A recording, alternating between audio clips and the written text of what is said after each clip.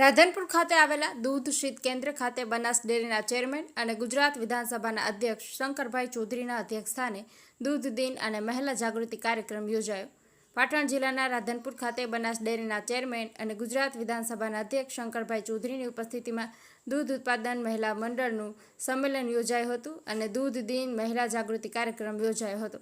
આ પ્રસંગે બનાસ ડેરીના ચેરમેન શ્રી શંકરભાઈ ચૌધરી અને સાંતલપુર તાલુકાના બનાસ ડેરીના ડિરેક્ટર રાધાભાઈ આહિર અને રાધનપુર વિધાનસભાના ધારાસભ્ય લવિંગજી સોલંકી, જિલ્લા પંચાયતના પ્રમુખ હેતલબેન ઠાકોર, પાટણ જિલ્લા ભાજપ પ્રમુખ રમેશભાઈ સિંધવ, બનાસ બેંકના વાઇસ ચેરમેન કેશુભા પરમાર, રાધનપુર નગરપાલિકાના પ્રમુખ ભાવનાબેન વિક્રમભાઈ જોશી, અન્ય મહાનુભાવોની ઉપસ્થિતિમાં રાધનપુર ખાતે આવેલા દૂધ ઉત્પાદક શીત કેન્દ્ર ખાતે ગુજરાત વિધાનસભાના અધ્યક્ષ અને બનાસ ડેરીના ચેરમેન શંકરભાઈ ચૌધરીની ઉપસ્થિતિમાં દૂધ દિન અને મહિલા જાગૃતિ કાર્યક્રમ યોજાયો હતો, જેમાં મોટી સંખ્યામાં મહિલાઓ અને રાજકીય અગ્રણીઓ તેમજ સહકારી મંડળના આગેવાનોની ઉપસ્થિતિમાં દૂધ દિન અને મહિલા જાગૃતિ કાર્યક્રમ ઉજવાયો હતો. આ પ્રસંગે શંકરભાઈ ચૌધરીએ જણાવ્યું હતું કે ગોબર ગેસ પ્લાન્ટ તૈયાર કરવામાં આવ્યો છે. હવે પશુપાલકો પાસેથી ગોબર અને ગૌમૂત્રની ખરીદી બનાસ ડેરી કરશે. આ પ્રસંગે રાધનપુર અને સાંતલપુર તાલુકાના પશુપાલકોને ટકોર કરી હતી કે વધુ દૂધ ઉત્પાદન કરવું જોઈએ. તો ખાસા ટાઈમ જઈને બેઠા હશો બધા, બધું સાંભળ્યું. આપણી બહેનો પ્રેઝન્ટેશન કરતા હતા, પીપીટી થી પ્રેઝન્ટેશન કર્યું પહેલી વખત, પાવર પોઈન્ટ પ્રેઝન્ટેશન થયું ને, અહીં દેખાતું હતું એ બોલતા હતા બધું, એના વિડીયો બાકી બધું સમજાયું હતું બધું. તો આમ હાથ ઊંચો કરો ખબર પડે, બાકી તો હા તો બરાબર.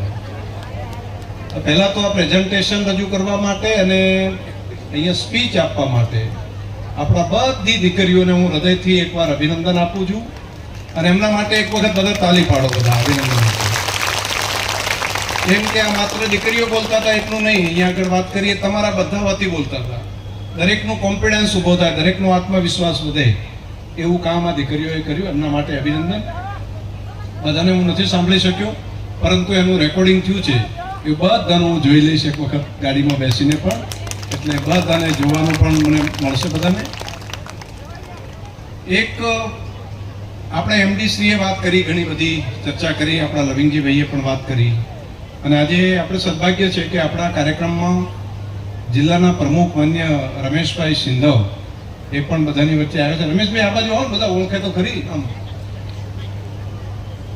દીકરી તું આવી જાય, જિલ્લા પંચાયતના પ્રમુખ છે ને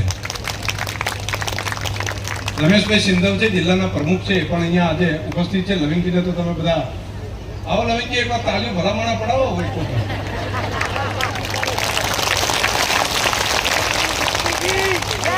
એક આ હેતલબેન આવ્યા છે, એ પણ આપણા જિલ્લા પંચાયતના પ્રમુખ છે, બેન છે, એટલા માટે કરીને એમને પણ અભિનંદન એક વખત આપી.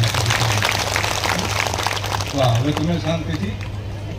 આપણા બધા આગેવાનો અહીંયા બેઠા છે, તમામે તમામ આગેવાનો. આપણા ડેરીના ડિરેક્ટર માન્ય શ્રી રાઘવભાઈ, પૂર્વ ડિરેક્ટર માન્ય શ્રી કરશનભાઈ, આપણા બેંકના ડિરેક્ટર માન્ય શ્રી કેશુભાભાઈ, માન્ય શ્રી પૂર્વ ડિરેક્ટર બાબુભાઈ, કેશુભાભાઈ, ત્યાંથી કરીને આપણા બધા આગેવાનો અહીંયા ઉપસ્થિત છે, તમામે તમામ આગેવાનો.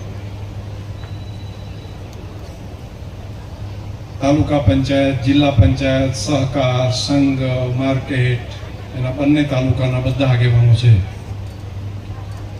એનું દૂધમાં કરવા જેવા કામોની વાતો હું કરીશ, બીજી તો ઘણી બધી ચર્ચાઓ થઈ ગઈ છે. એક કામ,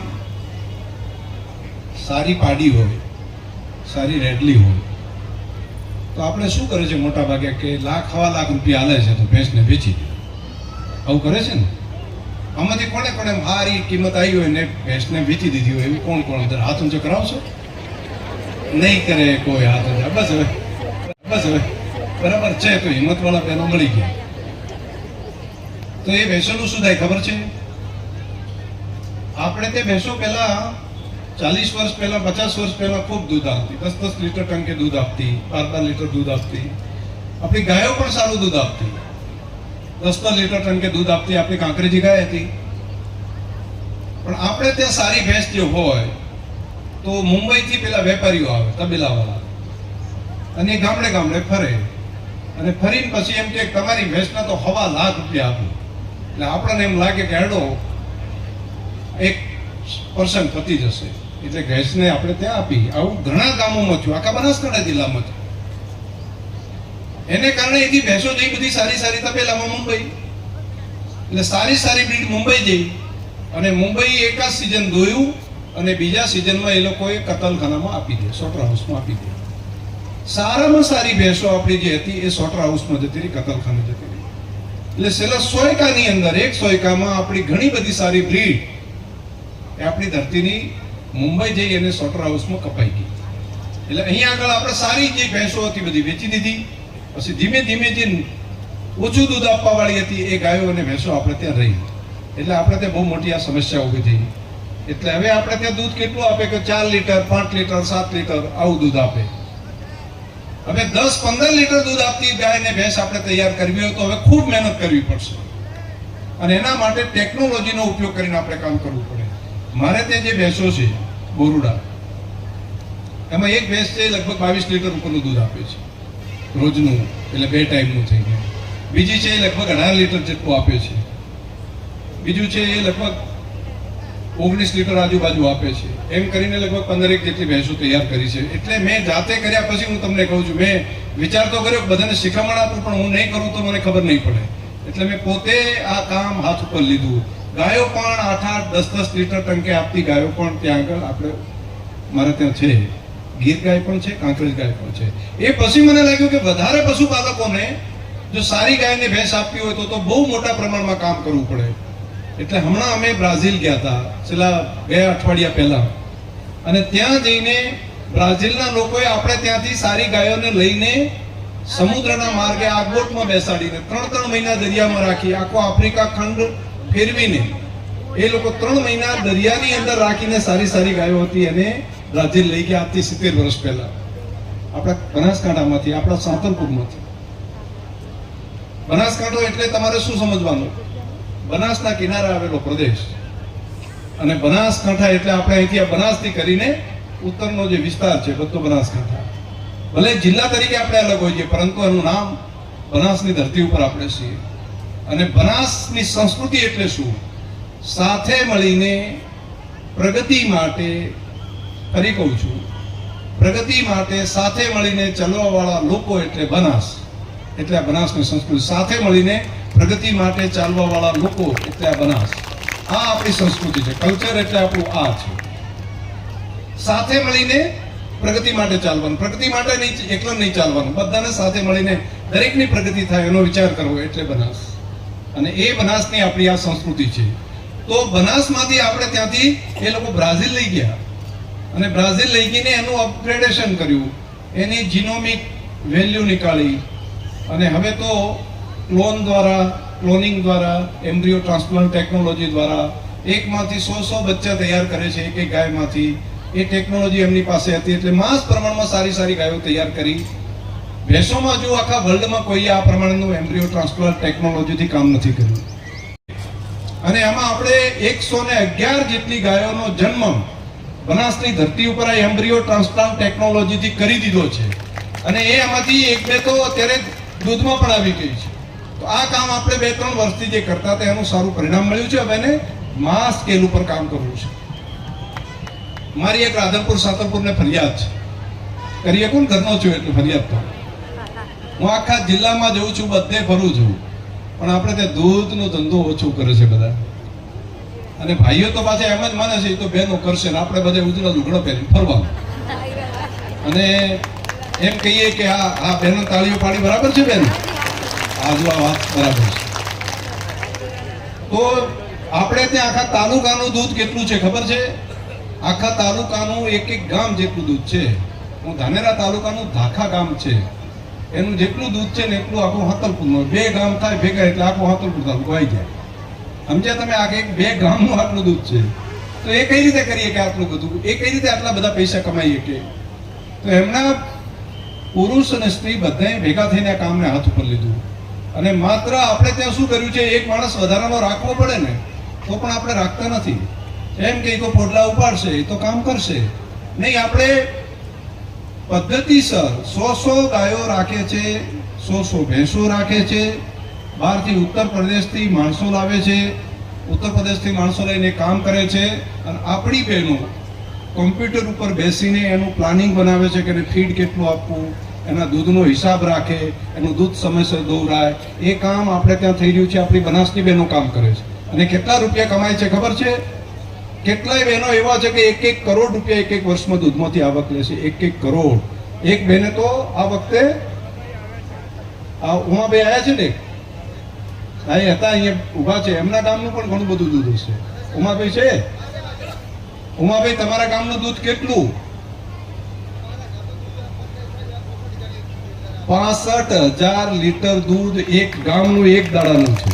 અને વર્ષમાં આ વખતે તમે કેટલા રૂપિયા તમારું ગામે કમાણું? 130 કરોડ રૂપિયા એક ગામ કમાણું છે. એટલે આ વાત તમે વિચાર કરો, 130 કરોડ રૂપિયા દુનિયામાં કોઈ એક ગામ તરીકે હોય તો એ ગામના મંત્રી છે ત્યાંથી આવ્યા છે. આપણે ત્યાં કામ ઓછું છે. મારી તમને પ્રાર્થના છે, ભાઈઓને ખાસ કરીને પ્રાર્થના છે, યુવાનોને પ્રાર્થના છે, આ કામ એક પેઢીને આગળ લાવવા માટેનું છે. આપણા દીકરા દીકરીને ભણાઈને જો આગળ મૂકવા હશે ને, મોટા વ્યવસ્થિત કરવા પડે વ્યવસાયમાં, તો પૈસા હશે તો થશે. તો એક તબક્કે તો પૈસા કમાઈને પછી એ દીકરા દીકરીને ભણાઈને આગળ મૂકો, પછી એની રીતે આગળ જશે. તો એક પેઢીને તૈયાર કરવા માટે તો આ બહુ મોટું કામ આપણે કરવા જેવું છે. હવે એમાં તમને લાગશે કે મદદ શું થઈ શકે? ડેરી બધી મદદ કરશે. ડેરીમાંથી જે જગાણાના ભાવ જે અપાતું હોય ને, એ સાંતલપુરનું છેલ્લું ગામ જે આપણું હોય ને, પીપરાળામાં પણ એ જ ભાવ છે. પીપરાળાના ભાવે એ ત્યાંથી એ ભલે અહીંથી ટેન્કર ભરીને જવું પડે તો પણ બધાને સરખો ભાવ મળે છે. એક તો આ કામ, એક પણ દાડો મિલ્ક હોલિડે રહેતો નથી. એક પણ દાડો મિલ્ક હોલિડે રહેતો નથી. અને હવે તો એક નવી સ્કીમ અમે ડેરીએ મૂકી છે. ગાયના દૂધ માટે 3 રૂપિયા જે દેશી ગાય માટે વધારાના જે ડેરી મંડળીને આપવાનું નક્કી કર્યું હતું, એની સાથે સાથે ભેંસનું અલગ દૂધ થાય તો એના માટે પણ 80 પૈસા મંત્રીઓને વધારે મંડળીને આપવા માટેનું નક્કી કર્યું છે. તો આ સમજાતું હશે, તમે મંત્રી ચેરમેનો છે, બધાને સમજણ પડતી હશે. તો આવડો મોટો લાભ તમને મળી શકે છે. કેટલાય ભેંસોની અંદર 70 રૂપિયા સુધી દૂધના લીટરના મળ્યા હોય. તમારા ફેટ આવતા હોય તો લીટરના ગાય ભેંસના દૂધમાંથી વેલ્યુ એડિશન થવાનું અને દૂધમાંથી પશુપાલકોને આવક મળે એ શ્વેત ક્રાંતિ તો થઈ, પરંતુ ગાયના ઝરણમાંથી, ગૌમૂત્રમાંથી વેલ્યુ એડિશન થાય અને તેમાંથી પશુપાલકોને આવક મળતી થાય તેવી ભારતની પહેલું યુનિટ કોઓપરેટિવના માધ્યમથી રાધનપુરમાં કાર્યરત થઈ રહ્યું અને આવતા મહિનામાં તેનું લોકાર્પણ કરવામાં આવશે, જેથી કરીને જમીનની જીવંતતા સુધારવાનું કામ, તેમજ ફર્ટિલાઇઝર તરીકેનો ઉપયોગ ઓછો કરીને જમીનને પુનઃજીવિત કરવાનું કામ મોટા પ્રમાણમાં થઈ શકશે. આ એક મોટી ક્રાંતિ પશુપાલનના વ્યવસાયની અંદર થઈ રહી છે. 100 વર્ષ પહેલાં દૂધ વેચવાનો જ્યારે વાત આવતી ત્યારે લોકો કહેતા કે દૂધ ન વેચી શકાય, દૂધમાંથી શું થઈ શકે. બસ આજે નવી ક્રાંતિ ગૌમૂત્ર માટેની થઈ રહી છે, માસ સ્કેલ ઉપર થઈ રહી છે. 5 રૂપિયા પ્રતિ લીટર ગૌમૂત્રના આપીને અહીંથી કલેક્શન કરવાનું કામ, જેમ દૂધનું કામ ચાલે છે તે પ્રમાણે થશે. દૂધ આપતું ગાય બીજા બિયાણ વચ્ચે બંધ થઈ જાય છે તો પણ ગૌમૂત્ર આપવાનું તો કન્ટિન્યુ ચાલુ રહેશે. એટલે ખેડૂતને રોજે રોજ એની આવક મળશે. ટોટલ જે આવક મળે છે એની સાથે ગોબર અને ગૌમૂત્ર બંનેની જો કલેક્ટિવ કરીએ તો 40%થી વધારાની આવક એક્સ્ટ્રા એક આ બંને દ્વારા આપણે દૂધ સિવાયની પણ ઇન્કમ કરી શકીએ. દૂધ દિવસ નિમિત્તે બહેનોનો ઉત્સાહ એ અદ્ભુત છે. નવી એક ક્રાંતિ જાણે સર્જાયું હોય મહિલા જાગૃતતાનું એવું દેખાય. હેલો.